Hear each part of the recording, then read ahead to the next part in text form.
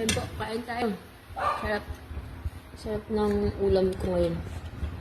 Ito lang yung mga gusto kong ulam ah. Ito. Butot na.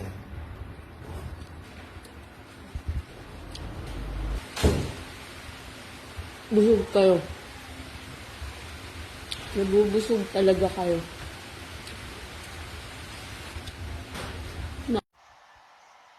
Ayan, good afternoon po. Tayo po ay magluluto ngayon ng ulam para po sa tanghalian. Murang ulam lang po. Alugbate, pwede lang po pitasin sa bakuran. Tapos meron po tayo ditong 15 pesos yata to na dilis. Kamatis, sibuyas. Ang ingay naman sa labas. Tapos may sililong na rin po. Hugasan po muna natin yung ating alugbati po. Kasi hindi natin alam kung saan po baka alam niyo na, inihian ng mga alaga, ang mga aso dyan sa labas. Kaya kailangan po natin linisin mabuti. Hugasang maigi.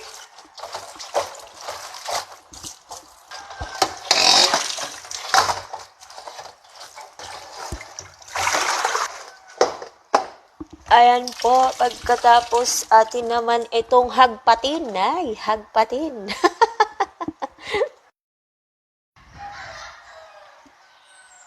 Ayan po, himayin lang natin. Kasi dapat yung pula yung pinaano ko sa mister ko. Hindi ko alam bakit ito. Kasi daw yung pula, maliliit daw yung dahon. Yun ang alugbati na ano talaga yung dati. Inignan ko na to kanina ng isa-isa kaya diretso ko na lang siyang ginaganyan, kutsilyo. Po, nahimay ko na lahat. Lalagyan ko lang asin ng tubig kasi habang nag-aano ako dun sa ibang bababad ko siya sa tubig na may asin para talagang hindi ko rin alam. Basta napanood ko lang din to. Ganun yung pag sa mga gulay. Hindi ko lang alam kung anong ibig sabihin nun. Ayan, hugasan ko na rin tong ating kamatis. Lahat yan, pati sibuyas. Kaya hiwain na natin yung kamatis. Yan, lagay lang natin dito. Ayan. Sunod naman natin tong ating atsal. Huwain na rin po natin yung ating sibuyas. Ayan. Liit. Ako ay pag bumibili ako ng sibuyas, ayoko ng gantong maliliit. Tapos sililong para maanghang-anghang. Sarap. Ready na yung ating lamas.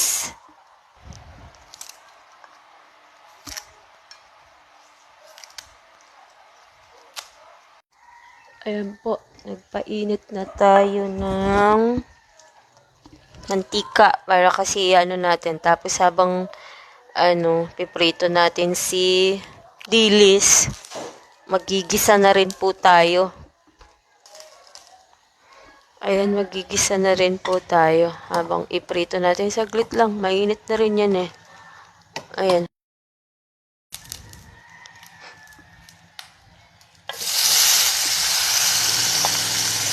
Lagay ko na yan lahat.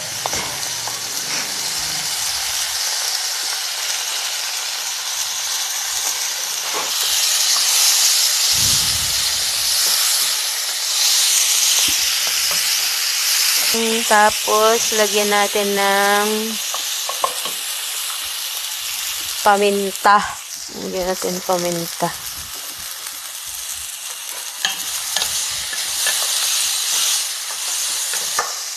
Ito yung ulam na pag may tanim kayong kamatis, meron na rin kayong sililong, sibuyas dyan, ang bibilhin nyo na lang yung ay, nakalimutan ko na. Itong dilis. 15 pesos. Kasi binili namin 50 pesos. Dami na nun. 1/4 na yun eh. Kumuha lang ako ng konti. Kaya tipid na ulam. Ayan. Lagay na natin si alugbati.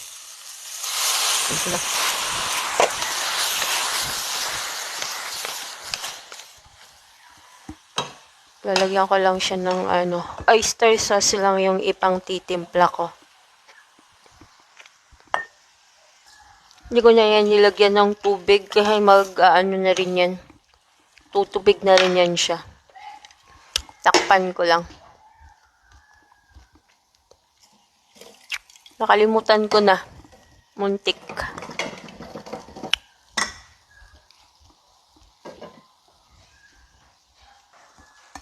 Tikman lang natin.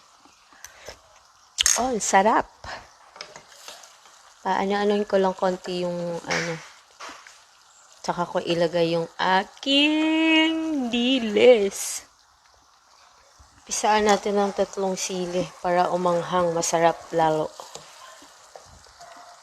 Lagay na natin yung ating dilis. Tapos, ito na rin lahat na to. Lagay na natin. That's it! May ulam na po tayo sa murang halaga. Yun lang po. Bye! Thank you for watching!